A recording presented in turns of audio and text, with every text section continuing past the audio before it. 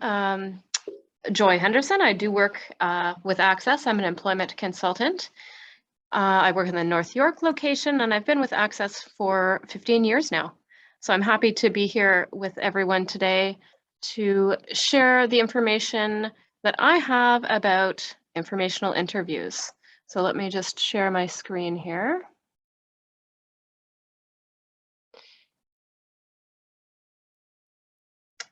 Perfect. So I just want to talk a little bit about the program that I work for. It's called Employment Ontario, and it's a program that is for individuals who are unemployed and looking for a job that fits their skills. And this is a service that is meant to provide immediate support that's customized to fit each unique job seeker's needs.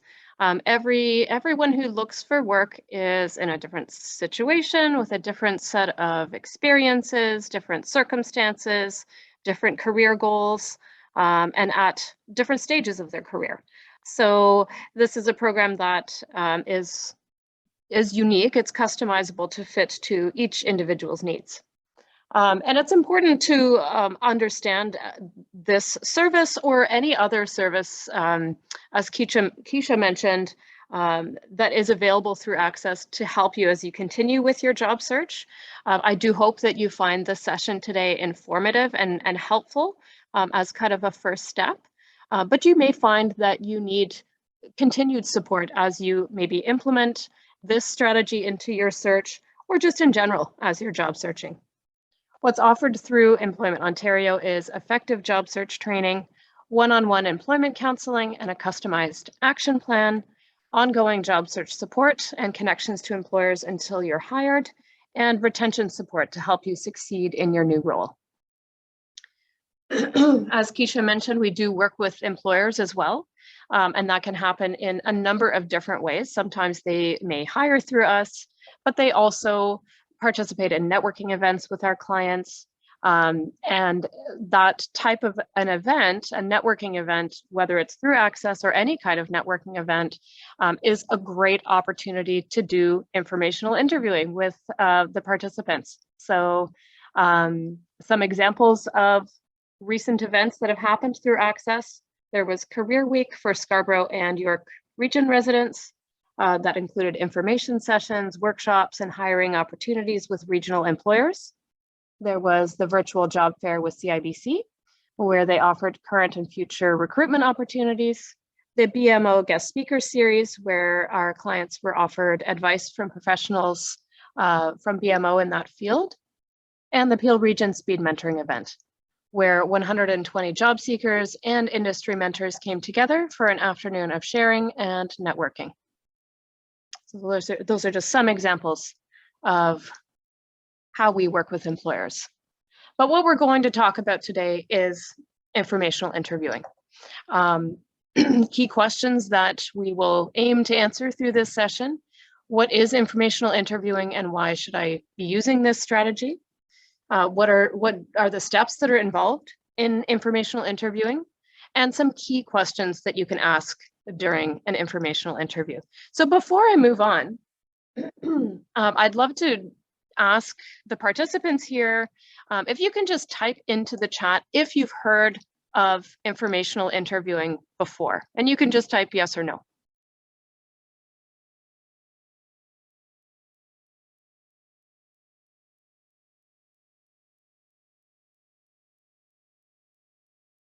Okay, so far, okay, some people, so it's a mix. It's a mix of some people who this is a totally new concept, and for other people, it might be something that you're familiar with.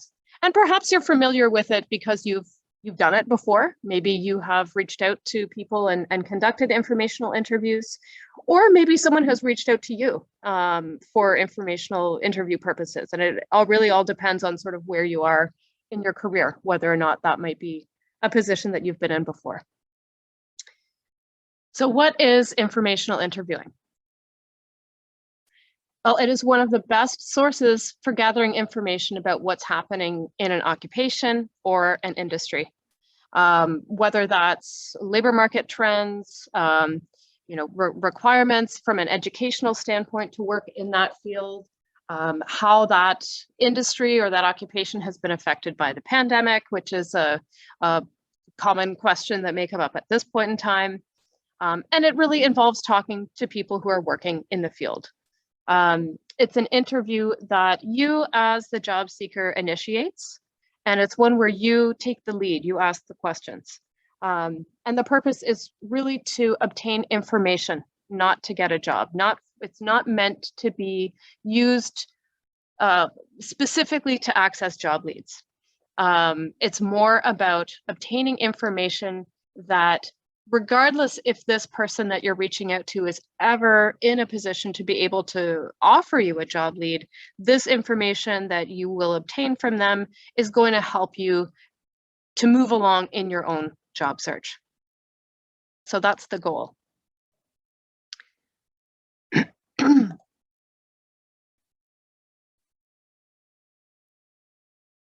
So why conduct an informational interview? And this is a common question that people have, because most job seekers are really looking for job leads. So in that previous slide, learning about the fact that this is not an opportunity to just reach out to people and ask for job leads, you might be wondering, well, then how is it going to benefit me? So really, it's a useful and effective exercise in getting an insider's perspective on your field of work from someone who already works in that area.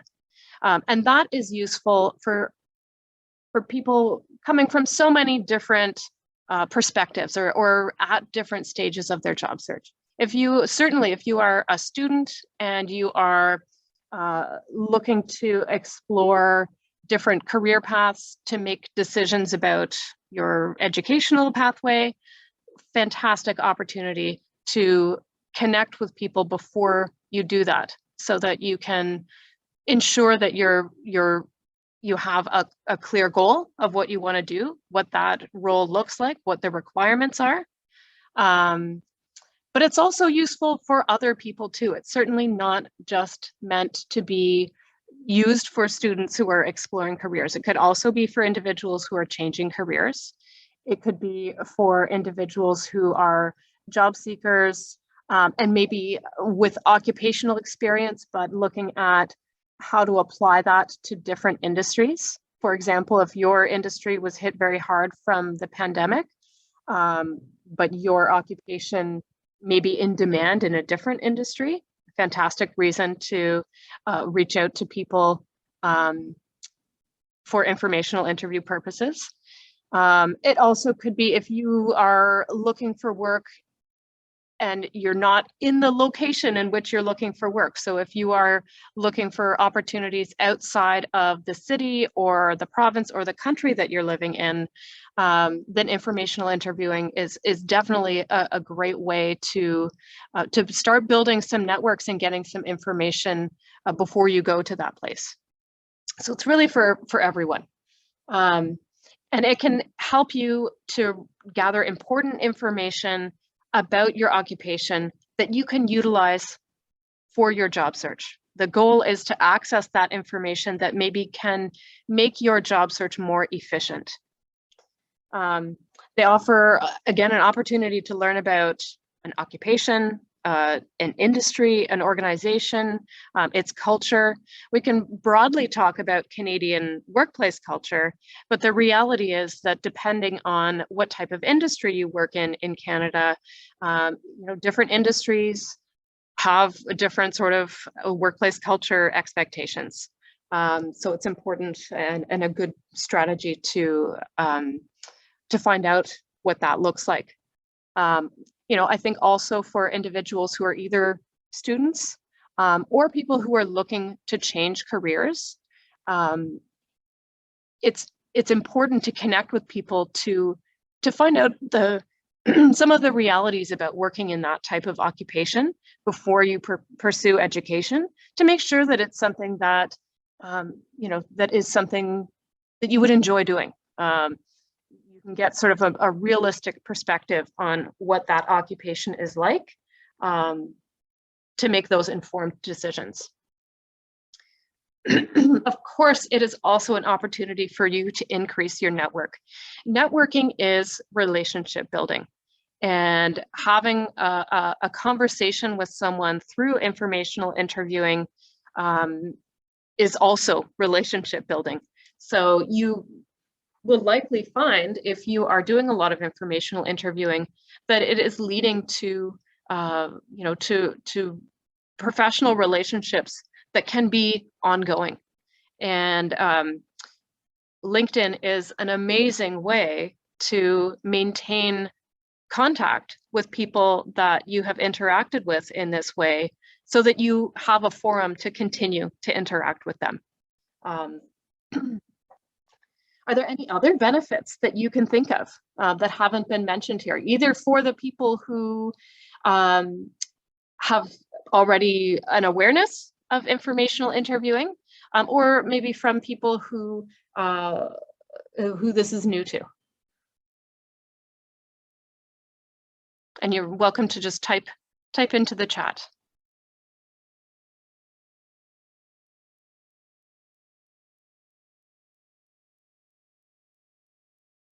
Yeah, to get advice on further training or experience, absolutely. Some employers have specific requirements. It could be training, it could be certifications, it could be, and they may even have, suggestions on certain providers of said training that employers tend to really value. So that's a great point.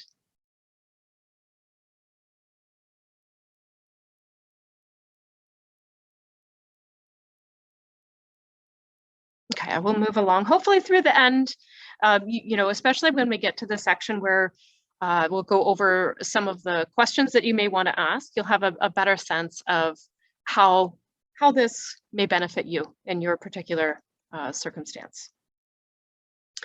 So the steps that you can go through. Firstly, identify the occupation or industry that you wish to learn about. So I believe that probably many of you are job seekers. You are well aware of what occupation you are looking for. If there's anybody in this group who is looking to change careers, or who is maybe a student who's making some decisions around what area of study to pursue, or for any parents of kids who are at that age, you may need to do some work to identify the occupation or industry to learn about. But for the majority of the people in this session, I'm sure you already know. Prepare for the interview. Identify people to interview, arrange the interview, conduct the interview, and then follow up. And we're going to break down all of these separately. So of course, identifying the occupation, it's a critical step for individuals who are exploring careers, as I mentioned. You can assess your own interests. So in particular, for people who are career changers or people who aren't certain yet what it is that they want to pursue, the goal is to assess your own interests, your abilities, your values, your skills, your current circumstances, what transferable skills you may have, what your existing education level is, whether or not you are wanting to pursue further education or not, and of course, labor market conditions and trends to identify the best fields to research. And then conduct, the research using the job bank website. So many job seekers are aware of the job bank website because they may be going there for job postings. But there is a section of the job bank website called Trend Analysis, and you can go to that section and you can research different occupations by job title and by location in Canada to get a profile on that particular occupation that includes kind of a breakdown of what the role entails, what the educational requirements are, what the average salary is, for example, and what the labor market demand is. So it gives you a good overview of the different occupations there.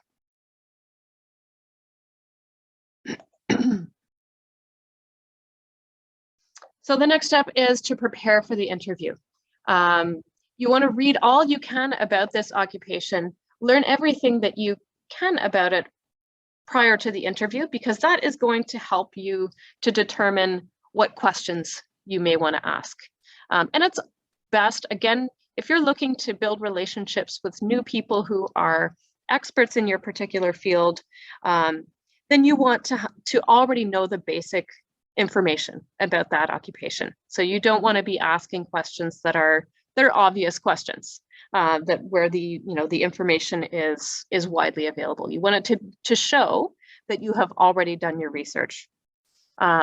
Again, that is going to help you to identify what information you're lacking. It's probably going to help you to identify what are the missing pieces of information that you would like to know more about to either make a career decision or to be able to actively pursue a job in that field.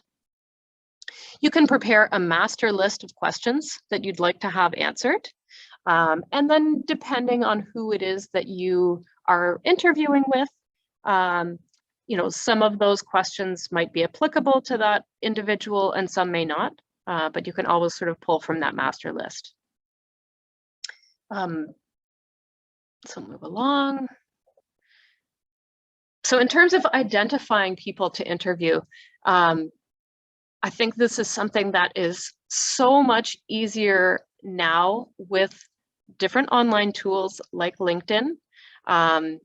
If you know, for example, what occupation you're looking to get into, and you know what companies might hire someone with that particular background, then LinkedIn is a fantastic way of identifying individuals who may be working in that occupation within that industry or company, for example. So that's a good source of brand new contacts that you could build. And we're not really going to detail kind of how to use LinkedIn for that purpose. But there is another webinar that you can participate in if you are looking for information about kind of LinkedIn strategy. Then you can attend the LinkedIn and virtual networking session that's going to happen later this month. You can also start with people that you know. People that you know in your chosen occupation or industry, and you can source those people through your own LinkedIn contacts, but it could also be friends or relatives or or their contacts, your friends, your relatives, your fellow students. They have their own network. So you can reach out to people that you know and ask who they know and try to get an introduction that way. Could be current or former coworkers, supervisors, neighbors. It could be, again, alumni from the program that you studied at college or university that you reach out to. So there's really no shortage of potential people that you could reach out to, whether it's people that you know or new people. Reaching out to new people, again, it's a lot more manageable now than it was at one time because of things like LinkedIn, because of professional organizations, organizational directories, things that, again, used to be in person that have moved online. So there's all kinds of different ways that you can connect with people virtually now.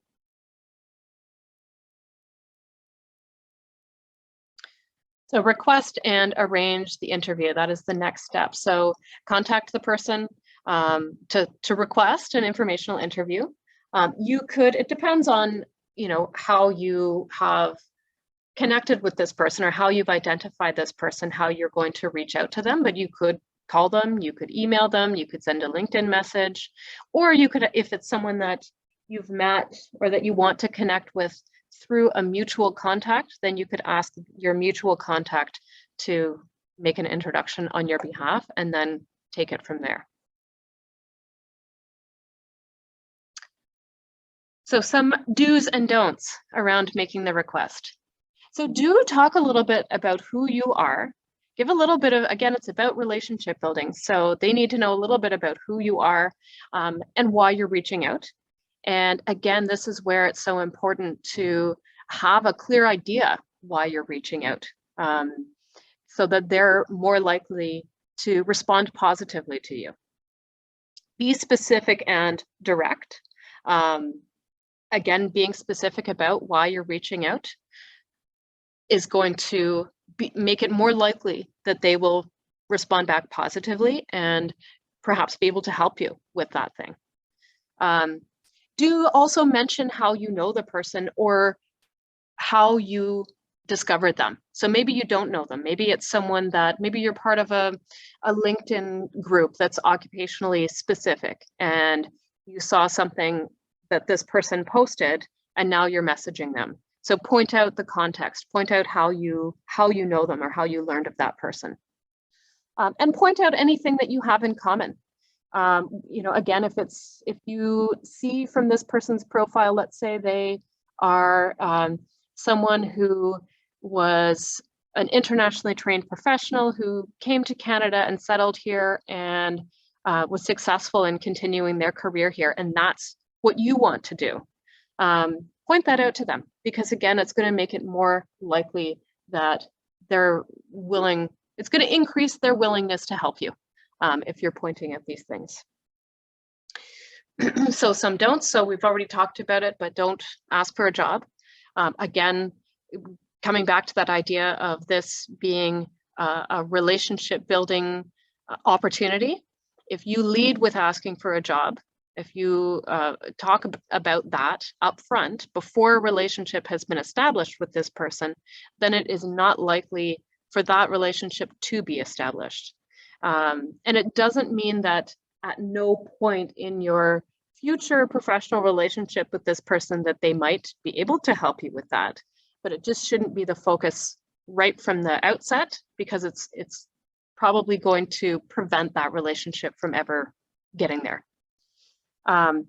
When you're conducting the informational interview, don't take up too much of their time. So in your request, if you have requested 20 minutes of their time, then make sure that you are on top of timekeeping and that you're not extending it past that time. Avoid asking questions that are too personal.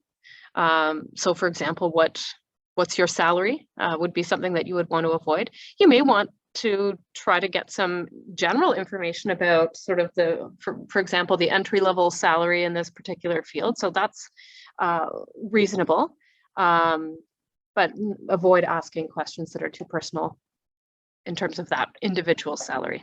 And don't ask questions that you could easily find the answers to with a little research. So try to go a little bit deeper.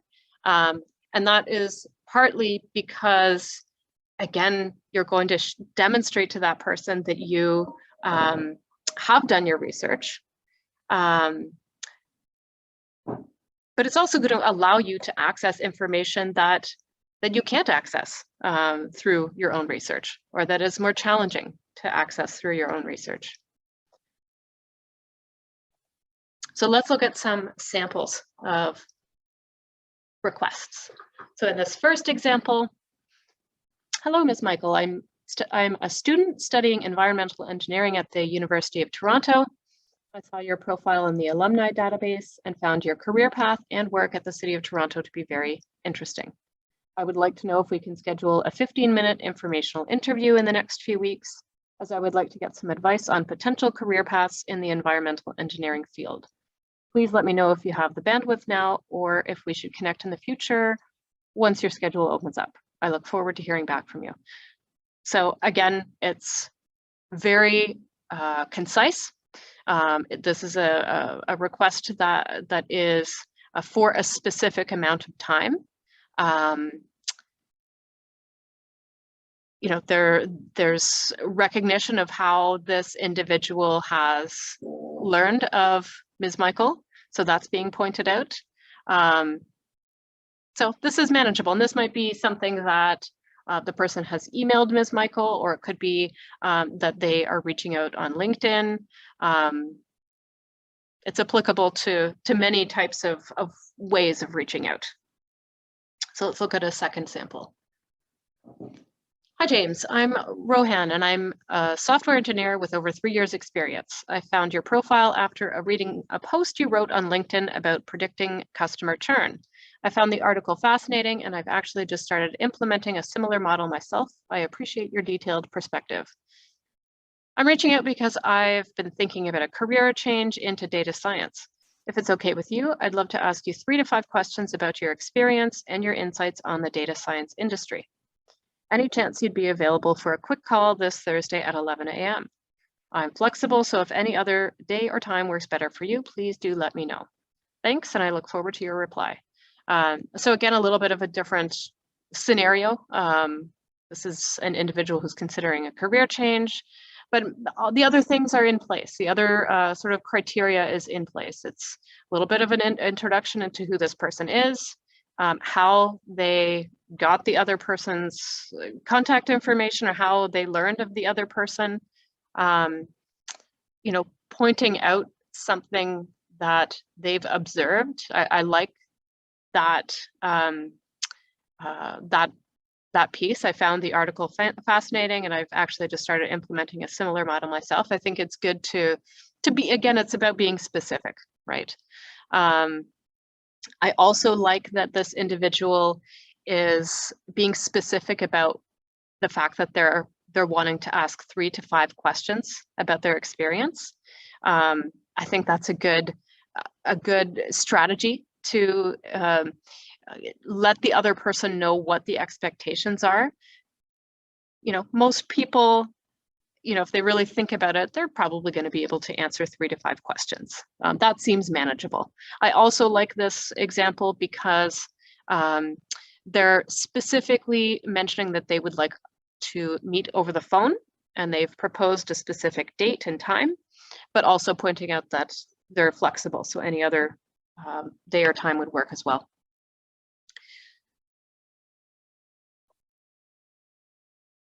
So these are just guidelines for you. Of course, you know, each of you in this session today is unique, with, you know, unique kind of circumstances and perhaps unique reasons around why you might be wanting to reach out. So these are just guidelines. I think it gives you a good sense of some of the, or I hope it gives you a good sense of some of the things that you are trying to aim for in terms of being specific, in terms of maybe pointing out how many questions you have for the other person, in terms of how long the, you know, the email or the LinkedIn message in total should be. It's not a lot. So it is certainly something that, you know, I think that most people will be able to manage. And I think I'll point out here too that as with any job search strategy, it's not going to have a 100% success rate, and that's okay. That doesn't mean that it doesn't work. It doesn't mean that it's not going to work for you. It means that, you know, sometimes it may mean that you have to tweak your strategy a bit, but oftentimes it just means that you need to do it more. You need to practice more. You know, and I do think that strategies that include networking and you know, contacting people directly can be more challenging to maintain that momentum. Most people, even if they are applying on job boards and not getting the response that they would like, they're able to kind of continue the momentum to continue doing that. It can be a little more challenging to maintain the momentum for networking, but networking has so much value, and it really is something that I encourage you to stick with, even though it doesn't have a 100% success rate. That's okay. So next up is to conduct the interview. And just like any interview that you do with an employer, the same rules apply. So you want to dress appropriately. You want to arrive on time, be polite with everyone that you interact with, be professional. Part of being professional is to stay on track, to refer back to your list of prepared questions, to prepare in advance. That's part of being professional and respecting the other person's time. But depending on who you're interacting with, there may be spontaneous discussion, and that's okay too. And that spontaneous discussion may lead you to ask other questions that weren't on your list, and that's okay too. Before leaving, ask your contact to suggest other individuals who may also be helpful, and ask permission to use your contact's name to connect with these new individuals. especially at the end of a really positive informational interview where the person was really friendly and really helpful and really willing to help. You know, asking for additional contacts can be good. Or if you connect with someone and you ask, you know, a number of different questions, and through sort of having a better understanding of that person, you feel that maybe you would like to go in a little bit of a different direction in terms of your career. Maybe the same occupation, but a different industry, or maybe a slightly different occupation. Then you can do the same. You can you know, ask this individual that you're meeting with if they happen to know anybody in this slightly different field that they might be able to refer you to.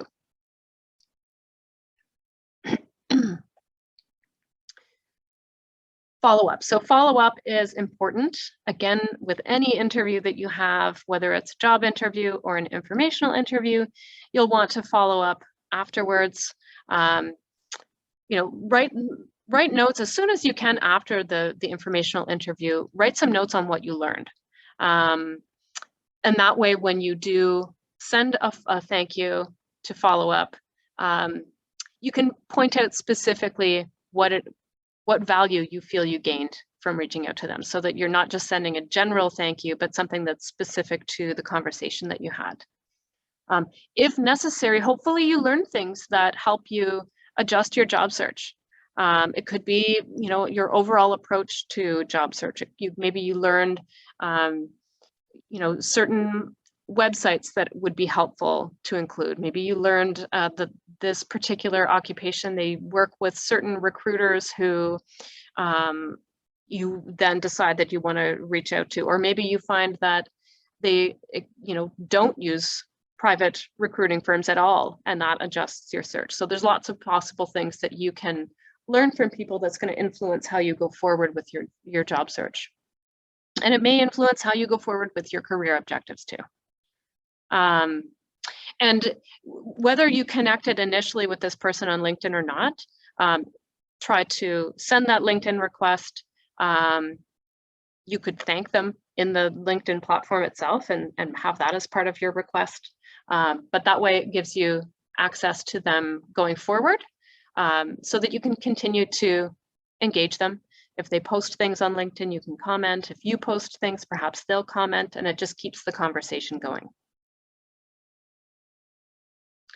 So let's talk about some questions to ask. So I'm just going to read through some of these, but this is not an exhaustive list. This is just to kind of get you to start thinking about what some of these questions are going to sound like. Again, it can be very challenging for people to kind of separate informational interviewing and networking from asking for job leads. And so these are just some, you know, getting some ideas generated around what other types of questions there are that you might be able to ask. So for individuals who are looking to change careers, or you know, looking for students, for example, who are looking to make some career decisions, some of these questions would be suitable for that. Can you describe a typical day at work? How did you get started in this field? What level of education is required to work in this field? Are there any certifications that are needed? What do you find most satisfying about your job? What do you find least satisfying? So these are suitable, again, for career changers or for students. It can give you a little bit of additional information that can help you to determine if it's the right career for you. I think that sometimes, you know, when we're thinking about different career opportunities, or what different jobs might be like, we kind of, if we're drawn to something, sometimes we see just one side of that particular occupation. So asking questions like, what do you find least satisfying, can get at a little bit more of the reality of what working in that role might be like. And it could, you know, it could have to do with the working hours, or you know, the level of interaction with people. There's all sorts of things that that you might not think about as someone who's considering a career change. And it's important to have that realistic perspective so that you can make an informed decision. So other questions to ask: what other positions can you consider with the same background? Are there other job opportunities in this field, in this occupation or organization? That's something that could be quite suitable if your job has been affected by the pandemic, your industry has been affected. Asking, reaching out to people in different industries so that you can kind of explore what you can do next without necessarily having to go back to school, for example. What differentiates your organization from your competitors? So if you're having a really good meeting with someone from a particular company and you're asking questions about that particular company, if you're comfortable and they're willing to do so, then finding out about that. Can you provide me with some information about the licensing process? So for many occupations in Ontario that are regulated, the licensing process, oftentimes people are aware that their occupation is regulated and that there is some sort of licensing process, but it can be complex. So getting information from someone who has been through that process can be quite useful. What skills and talents are most essential to you in your job?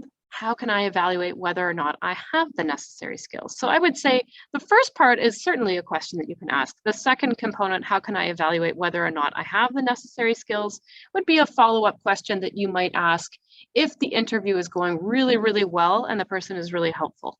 Because they may not know necessarily how you can evaluate whether or not you have the necessary skills.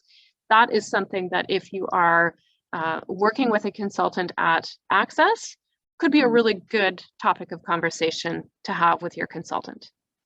How would you describe the working environment of your organization? What is the current demand for individuals in your position? What do you think future job prospects will be like?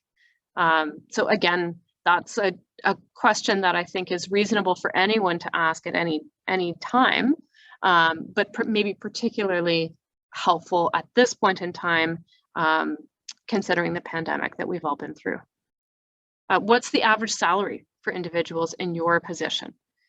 Or, for example, maybe you're meeting with someone who is at a much higher position in your field, and you're wanting to know what the average salary is for entry-level positions, for example. And that's useful because at some point, as you are applying for jobs and having job interviews, that's likely going to be a question that comes up.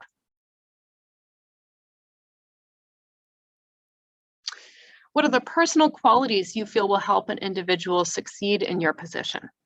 And you might find that through talking with this person, you get a deeper understanding of some of the keywords that you're seeing in different job postings and how they really apply to the role itself. What are the typical entry-level job titles and functions? What entry-level jobs are best for learning as much as possible?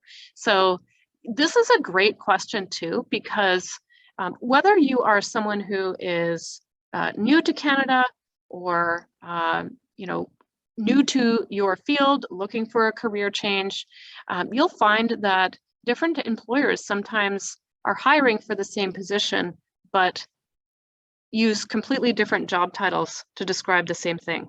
And that makes it difficult to, go to LinkedIn or go to Indeed and look for jobs. So having a broad understanding of what possible job titles might be suitable for someone with your skill set is going to really help you with your online job search. What professional publications, journals, or organizations would help me learn more about this field? So certainly the publications or the journals, that's great. That's going to be useful. The organizations, if we're really talking more deeply about networking, connecting with professional organizations can give you access to more people which of course is going to be beneficial. And if appropriate, would you mind taking a look at my resume and offering some suggestions or advice? And I say if appropriate because you might find at this point of the conversation that you have, taken up enough time already, or you just might get the sense that you may get the sense that they're going to be willing to do it, or you may get the sense that they're not. And so you do have to sort of gauge the situation based on what response you're getting from the individual that you're talking to. So I hope that this has been an informative session. I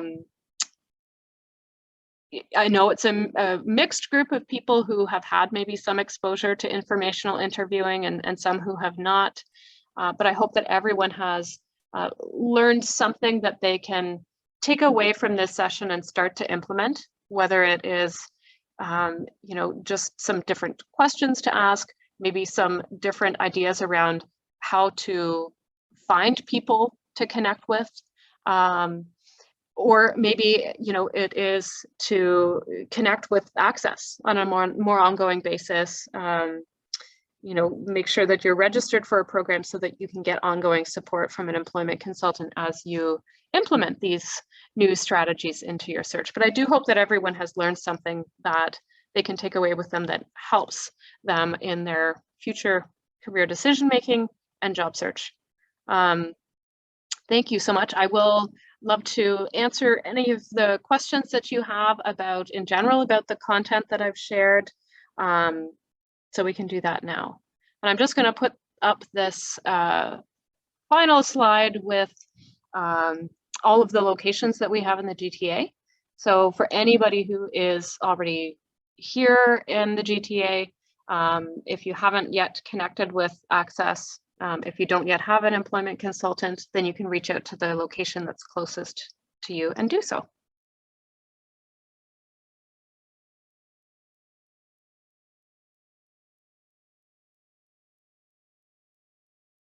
Okay, so yeah, feel free to type your questions into the Q&A. It just allows me to kind of more systematically go through and make sure that I'm answering each and every question as it comes up. And the first question is, would we be able to get a copy of this presentation deck?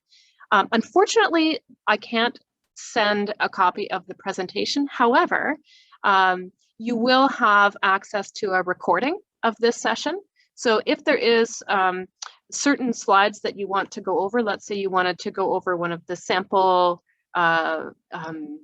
emails, that you can do so. You can access the recording, you can pause it on that section, and build your own sort of request that way. Or if you missed part of the presentation, same thing, you will get a copy of the recording. I believe that you access it through the same link that you used to join the session today.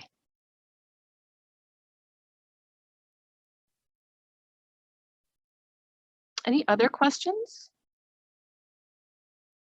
Oh, same question. Where can we have access to the recording? So I do believe that the link that you used to join the session today would be the same link that you can access the recording. I think it usually takes a little bit of time for the recording to be available in the Zoom platform. So, but it should be available, I would say, by tomorrow morning. Usually it doesn't take too long.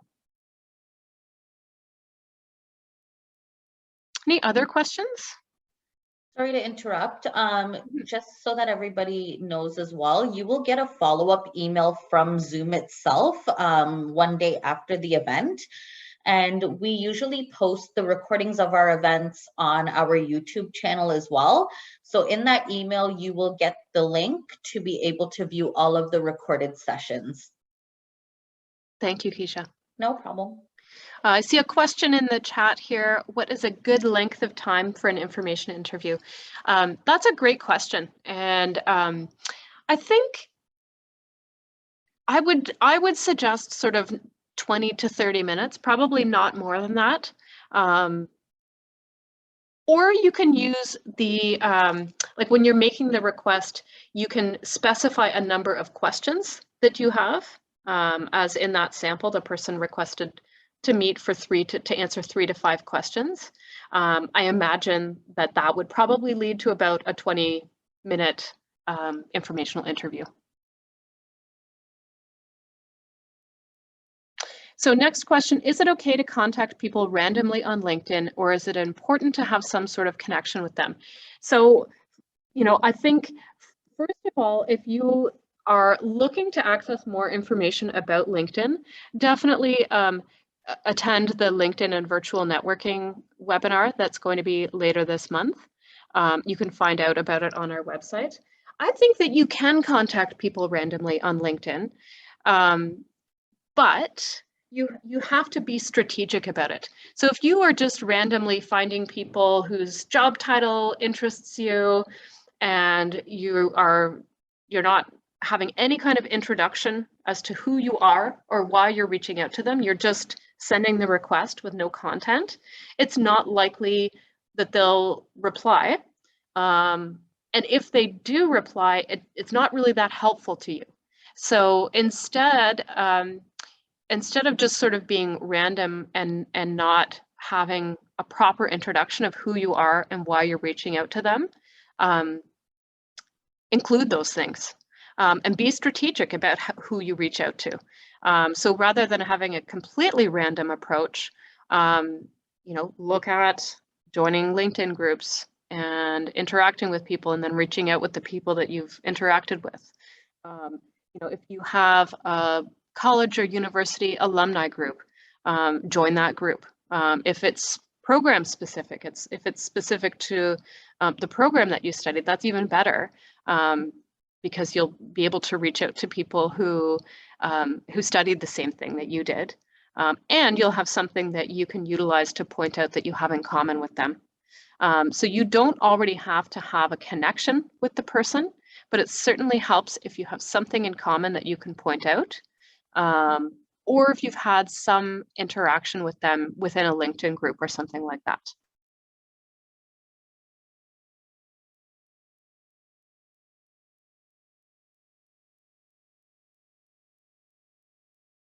Okay, so next question, how do you continue a conversation first once the informational interview is done? That's such a great question, because it's about informational, it's about relationship building rather.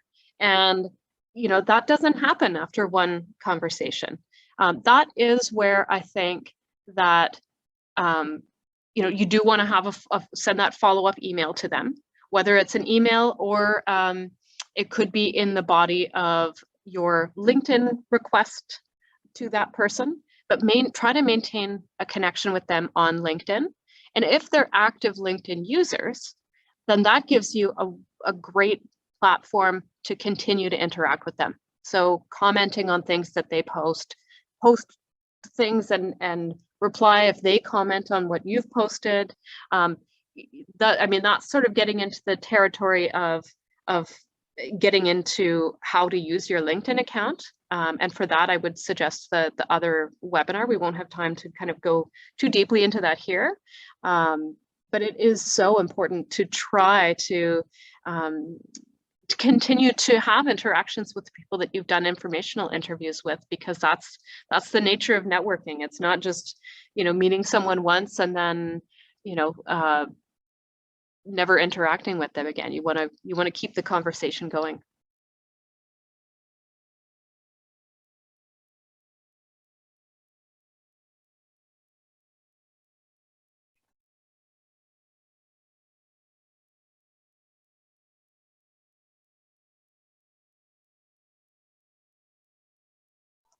Looks like there's a question in the chat. Which appropriate city should be located within my job search support?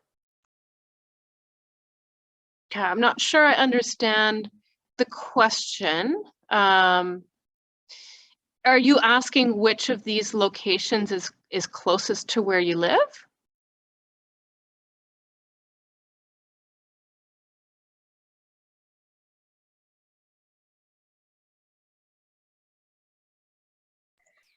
I do think that if that is the question, then that's difficult for me to answer because I don't know where you live. If you want to reach out post-session, you're welcome to do that, and we can help you to figure out which location is closest to where you live. I do think it makes sense to connect with the location that's closest to where you live, because you may want to go in person and connect in person with an employment consultant, but also the different resources that they have access to help you are probably going to be in that particular area too. So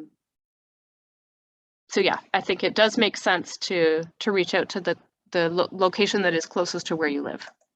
And yes, you're welcome to reach out if you're not sure which one would be closest. Beautiful. It looks like our questions are all answered. Does anybody else have any last pressing questions?